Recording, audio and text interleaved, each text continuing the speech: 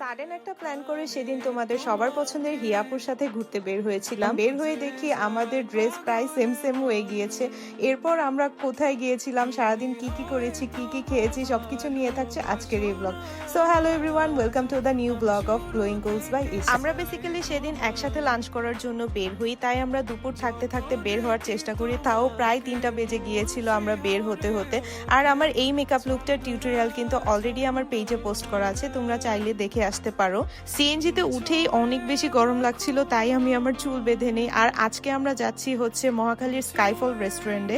তো আমি হিয়া আসার আগেই পৌঁছে যাই, বাট আমার মনে হয়েছিল আমার হয়তো লেট হবে, সেই জন্য আমি একটু তাড়াতাড়ি বের হই। বাট আমি 15 মিনিটের মধ্যে পৌঁছে যাই, রাস্তা একদম খালি ছিল সেই। এরপর আমি রেস্টুরেন্টের নিচেই হিয়ার জন্য ওয়েট করছিলাম যে ও আসলে একসাথে আমরা উপরে উঠবো। এই তো বলতে বলতে আমাদের হিয়া ম্যাডাম চলে আসে। ওর সাথে প্রায় শুটের পর এই প্রথম 4 মাস পর মনে হয় দেখা হয়েছে। এর মধ্যে আমাদের অনেকবার প্ল্যান হয়েছিল, বাট একটাও সাকসেসফুল হয়নি।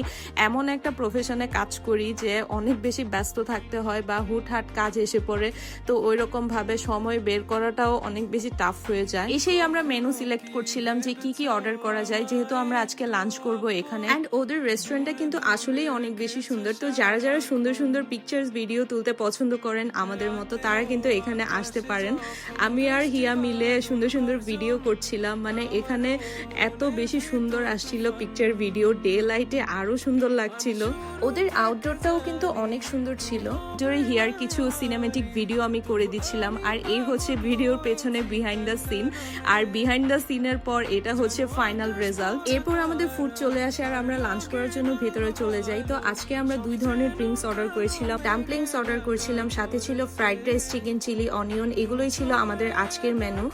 টেস্টের কথা যদি বলি, ওদের খাবারের টেস্ট কিন্তু আসলেই অনেক মজা ছিল। আর আমরা অর্ডার করেছিলাম 1:3, সেই জন্য আমরা পুরাটা শেষ করতে পারিনি, শেষমেশ আমাদের পার্সেল নিয়ে আসতে হয়। লাঞ্চ করতে করতেই কিছুক্ষণের মধ্যে সন্ধ্যা হয়ে যায়, যেহেতু দিন এখন অনেক ছোট। তো খাওয়া দাওয়া শেষ করে আমরা দুজন অনেক গল্প করি, একসাথে বসে রেস্ট নিচ্ছিলাম। এর মধ্যে হিয়া আবার আমার জন্য গিফটও নিয়ে আসে। তো আড়ং থেকে খুব সুন্দর একটা ব্ল্যাক কালার পার্স ও আমার জন্য নিয়ে আসে।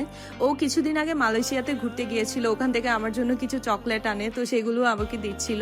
আর ওকে দিয়ে আমি কিছু মেকআপ প্রোডাক্ট আনাই মালয়েশিয়ার সেফোরা থেকে, তো ওগুলো আমি আনবক্সিং করছিলাম। তো এখানে ছিল ম্যাকের একটা প্রেস পাউডার, আরবান ডিকের একটা সেটিং স্প্রে, অ্যান্ড লরা মার্সির একটা লুজ পাউডার। এছাড়াও এখন যেহেতু ওয়েডিং সিজন চলছে, এর উপর ব্ল্যাক ফ্রাইডে সেলের টাইম, তাই আমার রেগুলারই অনেক হাই এন্ড প্রোডাক্ট পারচেস করা হচ্ছে। এখন আমরা দুজনের বাসায় চলে যাব। আর আজকের দিনটা অনেক বেশি সুন্দর কেটেছে, আমরা অনেক এনজয় করেছি একসাথে।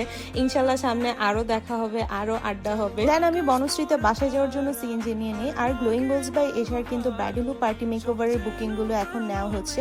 তো যারা যারা আপনাদের স্পেশাল ডেতে আমার কাছে মেকওভার সার্ভিস নিতে চান, তারা কিন্তু অবশ্যই আমার পেজে ইনবক্স করে আপনাদের স্লটটি বুক করে ফেলবেন। তো আজকের ব্লগটা আমি এখানেই শেষ করছি, দেখা হবে আবার নেক্সট ভিডিওতে। আল্লাহ হাফেজ।